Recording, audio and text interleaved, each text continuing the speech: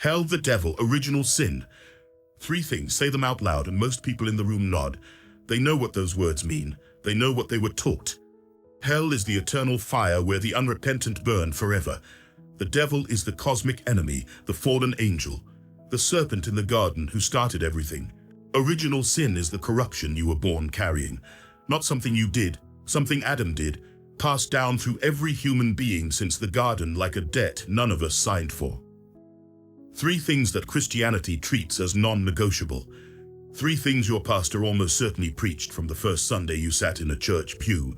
Three things described without any real uncertainty as foundational, as essential as baptism, as old as Jesus himself. I want to show you a document. I've been sitting with a printout of it this week. Not a copy of something rare. You can find this document online right now.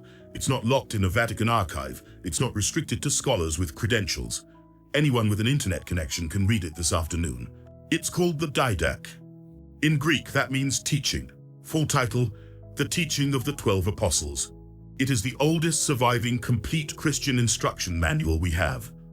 Scholars date it to somewhere between 50 and 120 AD, written in the same era as or possibly before the Gospel of Mark.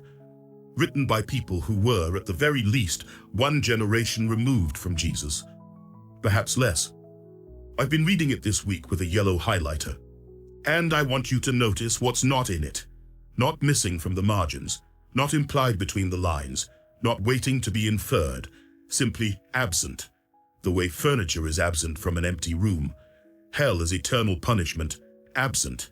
The devil as a cosmic evil entity, absent. Original sin, absent.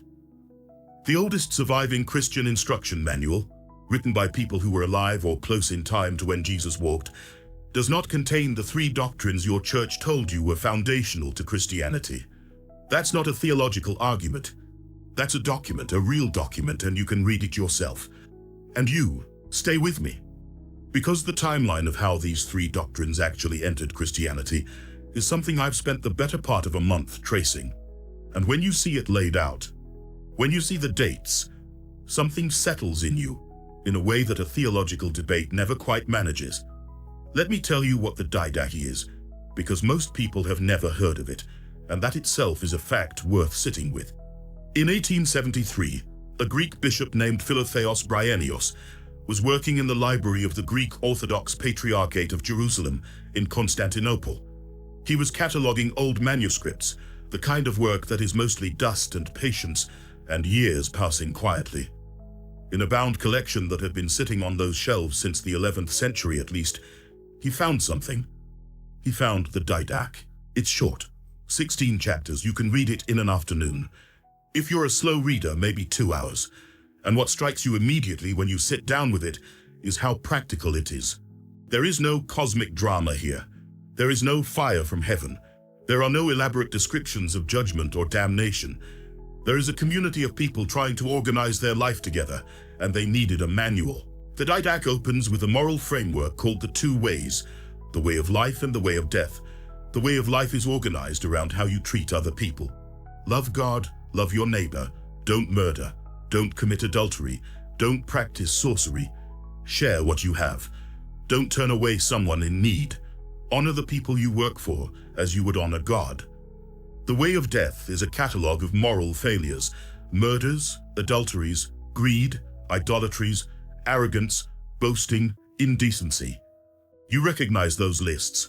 They're not very different from what Jesus preached in the Sermon on the Mount. Then the Didache moves into practical instructions. Baptism, prefer running water, but still water is acceptable if you don't have it. Cold water is preferred, but warm is fine if cold isn't available. Pour water over the head 3 times in the name of the Father, Son, and Holy Spirit. Fast before baptism, 2 days. Both the person being baptized and the person baptizing should fast. Eucharist. Pray this prayer over the cup. Pray this prayer over the broken bread. Only the baptized may participate. The language is brief, reverent. There is no elaborate theology of body and blood. No doctrine of transubstantiation taking shape in the background. There is bread, wine, and gratitude. The Lord's Prayer is included in full. Very close to what you'd recognize from Matthew's Gospel, pray it 3 times a day. Then come the practical matters. How do you recognize a true apostle or prophet versus a false one? A true apostle traveling through your community should stay no more than 2 days. If he asks for money, he's a false prophet. A true prophet who settles in your community should live by the same rules as everyone else. If someone claims to speak in the Spirit and then orders a meal for himself, he's a fraud. These were apparently real problems. The manual addresses them with the bluntness of people who have been burned before. And how do you organize leadership?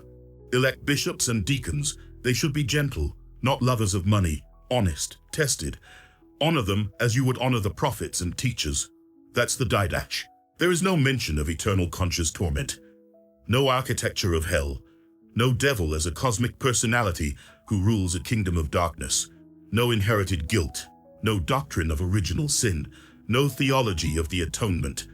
No sense that Jesus' death was a cosmic transaction that paid a debt the whole human race owed.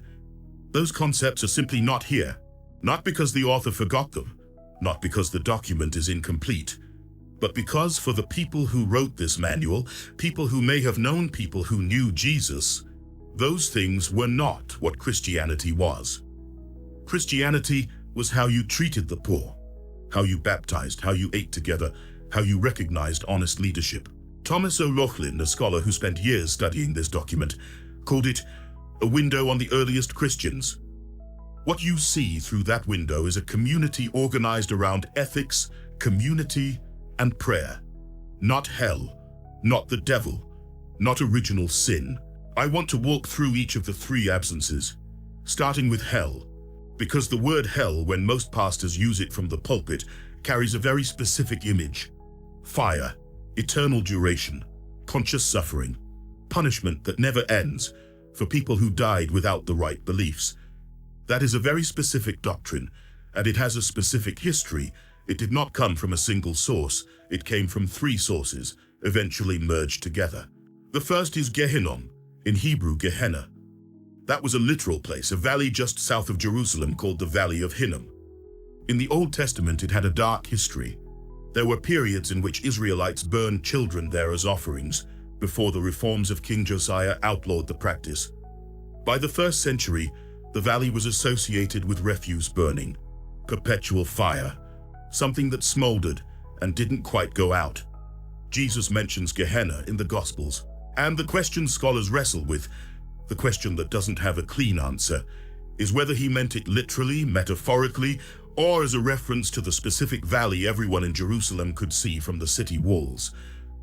The second source is Hades, Greek, the realm of the dead. In Greek thought, Hades is not primarily a place of punishment. It's a holding place, the underworld, the land of shadows. The word appears in the Greek New Testament, where earlier Hebrew texts would have said Sheol, the place of the dead, not a place of fire, not torment. The third source is Tartarus, the deep abyss in Greek cosmology, where the Titans were confined in eternal punishment. This is where the image of eternal fire and conscious suffering has its literary ancestry. Over the first several centuries of Christianity, these 3 concepts were drawn together. Different writers emphasized different elements. Different communities inherited different traditions. And the theological architecture of what we now call hell was assembled piece by piece. Here is the part that stayed with me. Origen of Alexandria, one of the greatest early Christian scholars who died around 254 AD, taught something called apokatastasis, the ultimate restoration of all things. In the end, even the worst sinners, even the devil himself, would be restored to God.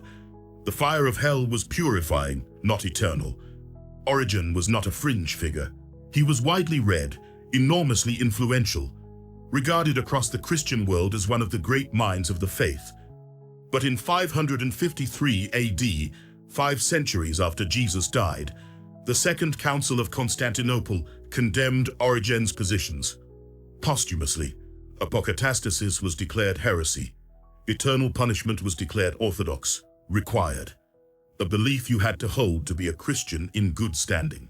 That's 500 years after Jesus. 500 years of theological disagreement, councils, condemnations, and revisions before eternal conscious punishment became the official mandatory position. The people who wrote the Didache were not confused about this. They described the consequences of moral failure in earthly communal terms. The people harmed by theft, the communities fractured by murder. They did not describe an eternal dimension of suffering waiting beneath the earth, because for them it wasn't there yet. Now let me take you to the book of Job, chapter 1.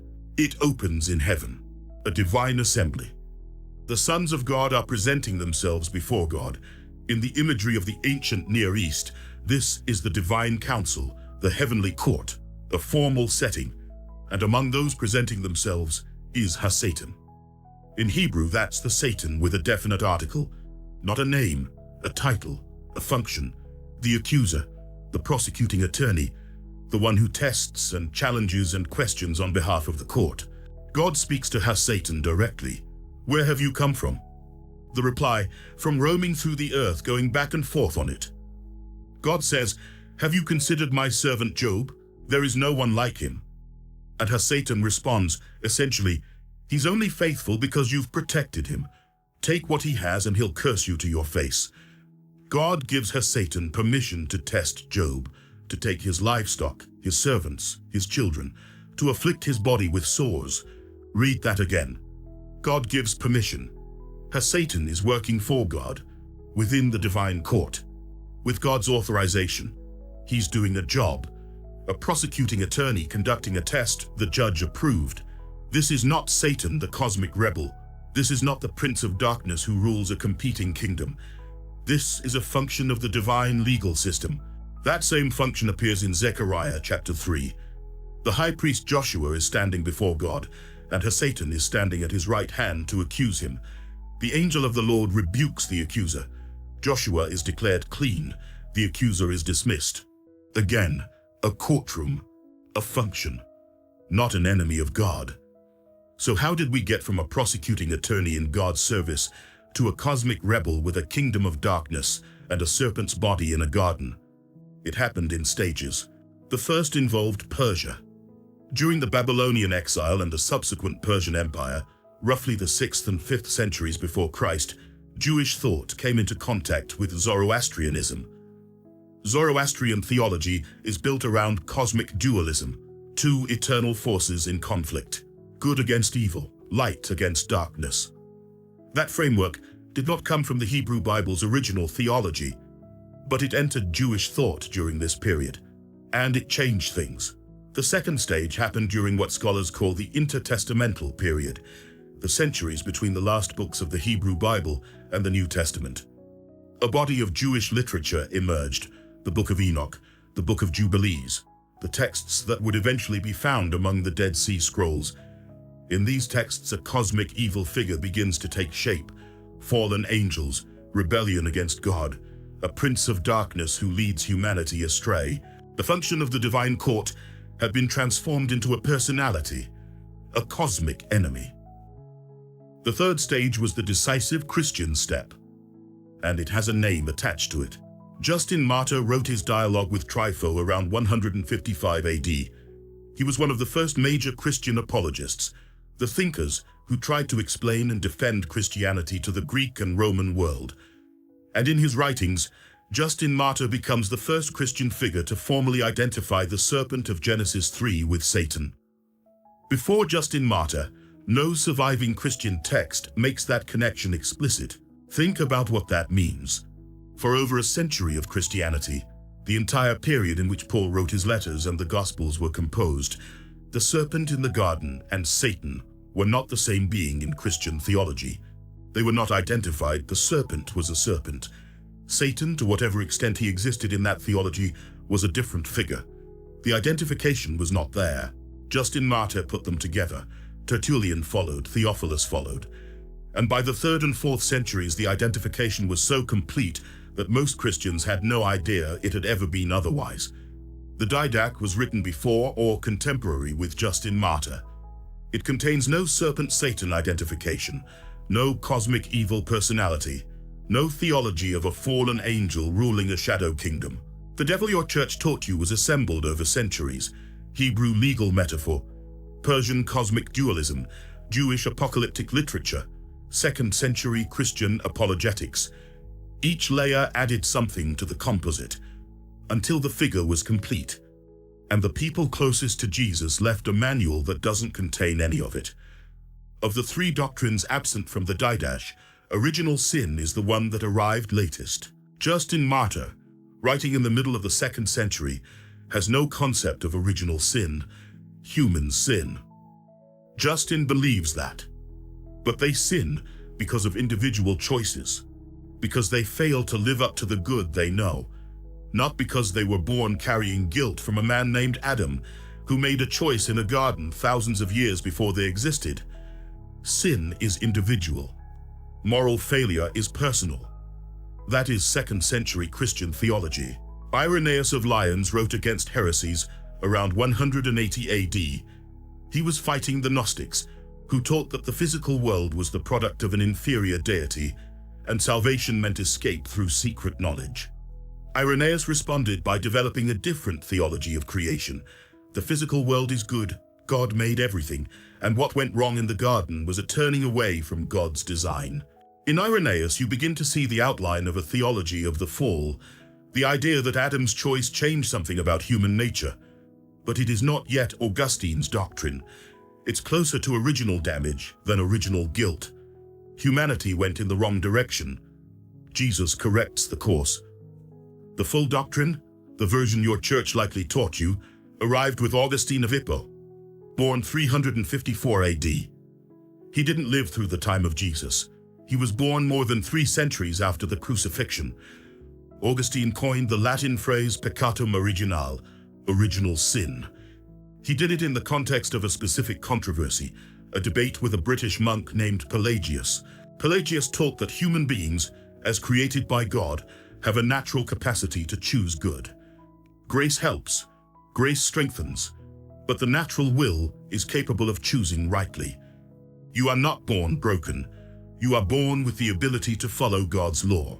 Augustine's response was systematic and fierce. No. Humans are born carrying the guilt and corruption of Adam's sin. The will itself is corrupted.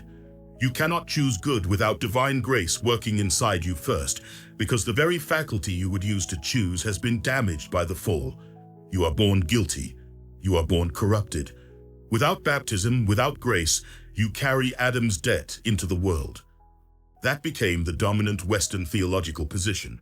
And the Eastern Orthodox Church, which represents roughly half of global Christianity, never accepted it. Not fully. They have a doctrine of the fall. They believe something went wrong in the garden. But in Orthodox theology, humans do not inherit Adam's guilt. They inherit mortality, weakness, a tendency towards sin. Not guilt, not damnation for someone else's choice. In Orthodox theology, you are not born condemned for Adam's sin. You are born into a world damaged by it. That is a significant difference. One Christianity. Two completely different answers to whether you were born guilty. Augustine died in 430 AD. Jesus died around 30 AD, 400 years between them. 4 centuries of theology, controversy, and refinement before the doctrine that tells every Christian child they were born carrying guilt entered the faith. The people who wrote the Didache didn't know about original sin, not because they were confused, because it hadn't been invented yet.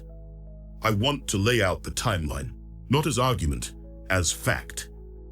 50 to 120 AD, the Didache is written. The oldest surviving Christian instruction manual. Its authors may have known people who knew Jesus. Its theology is ethics, community, baptism, communion, prayer. Around 150 AD, Justin Martyr becomes the first Christian writer to identify the serpent of Genesis with Satan. Before that moment, in a full century of Christian writing, the identification didn't exist. Around 180 AD, Irenaeus of Lyons develops an early framework for understanding humanity's fall, not yet original sin as Augustine will define it, but a beginning. Around 400 AD, Augustine coins peccatum originale and systematizes the doctrine of original sin in his controversy with Pelagius. This becomes the dominant Western theological position. 553 AD. The Second Council of Constantinople condemns Origen's universalism. and mandates eternal punishment as the required Christian position. 500 years. From the Didache to the Council of Constantinople. 500 years of doctrinal accumulation. Here is the sentence I wrote on a legal pad one afternoon this past week, and that I keep coming back to. The authors of the Didache were closer in time to Jesus than Augustine was to the Didache. Let that settle. The people who wrote the oldest Christian instruction manual, the people closest to Jesus among all the surviving documents, were nearer to him in actual calendar years than Augustine of Hippo was to them, and Augustine gave you original sin. And the Didache doesn't have it. What did the first Christians care about? The Didache tells you. They cared about how to treat the poor, about honest baptism, about recognizing fraudulent traveling preachers, about electing good bishops, about the rhythm of prayer and fasting, not about the architecture of hell, not about a cosmic enemy, not about guilt they were born carrying. Those concerns, the fire below, the enemy beside you, the guilt you entered the world with, they came from somewhere. They came later, from the accumulation of 5 centuries of theology that borrowed from Greek philosophy, from Persian cosmology, from Jewish apocalyptic literature, from internal political fights about what counted as heresy and what didn't. The people closest to Jesus didn't leave you those things. They left you a document about how to live together, and it's been sitting there in libraries and archives, waiting for someone to pick it up. Maybe 3 or 4 years ago. I want to say it was spring, sometime in April. I was invited to give a short talk at a civic organization I'd been attending for a few years. The kind of group that meets every other Thursday in the back room of a restaurant, where retired professionals take turns presenting on topics they know about. Tax attorneys explain estate planning. Doctors talk about Medicare changes. The audience is polite. Someone usually falls asleep after the meal. They knew me as the history teacher, the one who could make the past feel like something that had actually happened to real people. So I put together a 15-minute presentation on early Christianity, the first 2 centuries, what the sources actually say. I talked about the Didache, described what it contained, then mentioned, as carefully and matter-of-factly as I could, because I had learned by then that how you say something matters as much as what you say, that the oldest surviving Christian instruction manual contains no mention of hell as eternal punishment, no cosmic devil, no original sin. I thought I was being careful. I thought if I kept it historical, kept it about documents and dates, people would find it interesting without feeling threatened. After the talk, most people moved toward the coffee. A few came up with questions. One woman asked where she could find a translation of the Didache online. I was pleased. And then a man came over. I had seen him at these meetings before. He always sat in the same chair near the door, I think because he liked to leave without making a scene. He was probably in his mid-60s, coat and tie, careful posture. He waited until the others had cleared out. I don't know where you're getting this, he said, but that's just one document. It doesn't mean anything. I said it was the oldest surviving Christian instruction manual we have. He looked at me with the patient expression of someone who has decided the conversation is already over. What the church teaches now is what matters, he said. You can't go back and pick one little text and use it to undermine the whole faith. And then he walked toward the coffee. I drove home, sat in the driveway before going inside. The engine ticking as it cooled, the kitchen light on, the radio off. I understood what he had said. I could follow the logic. 2,000 years of Christian development, councils and creeds and theologians and martyrs. Why would you set all of that aside for one document? But that wasn't what was bothering me. What was bothering me was this. He called the Didache one little text, and the 3 doctrines that replaced what the Didache contained, the architecture of hell, the cosmic devil, original sin, those were not little texts. Those were Augustine and Tertullian and Irenaeus, and 5 centuries of accumulated theology. Those were the enormous foundation. And the oldest document, the one written by the people who were actually closest to the events, didn't have them. In his mind, that document was a distraction, a footnote that an overeager retired history teacher had dug up to make trouble. I sat in the driveway a while longer. Then I went inside. Spinoza wrote in the Tractatus Theologico-Politicus that you must read scripture the way you would read any human text, not with the conclusion already decided, not with the doctrine already fixed and the reading organized to support it. You pay attention to what the authors actually wrote. You note the context, you notice what is present, and you notice what is absent. The Didache is not a heretical text. It was never condemned by any council. It was never burned or suppressed or declared dangerous. It was set aside, slowly, quietly, by a Christianity that was developing doctrines the Didache didn't contain, and so the Didache became increasingly irrelevant to the Christianity that was taking shape around it. Then it sat in a library in Constantinople for centuries, until a bishop cataloguing manuscripts on a summer afternoon in 1873 picked it up. Here is what I keep coming back to. The three things your church told you were the foundation of Christianity. The fire below, the enemy beside you, the guilt you were born carrying. They came from somewhere. They have origins. They have dates. They have names attached to them. Justin Martyr, who first identified the serpent as Satan. Irenaeus, who began developing a theology of the fall. Augustine, who coined the phrase original sin and made it doctrine. The Council of Constantinople, which condemned eternal restoration and mandated eternal punishment. Those origins are documented. Not secret, not buried. They're in history books, theological encyclopedias, university syllabi.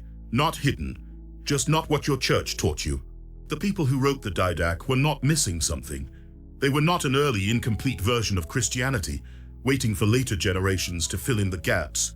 They were practicing something, a faith organized around behavior, community, and prayer. Around how you treat people, how you eat together, how you fast and pray, and recognize honest leadership.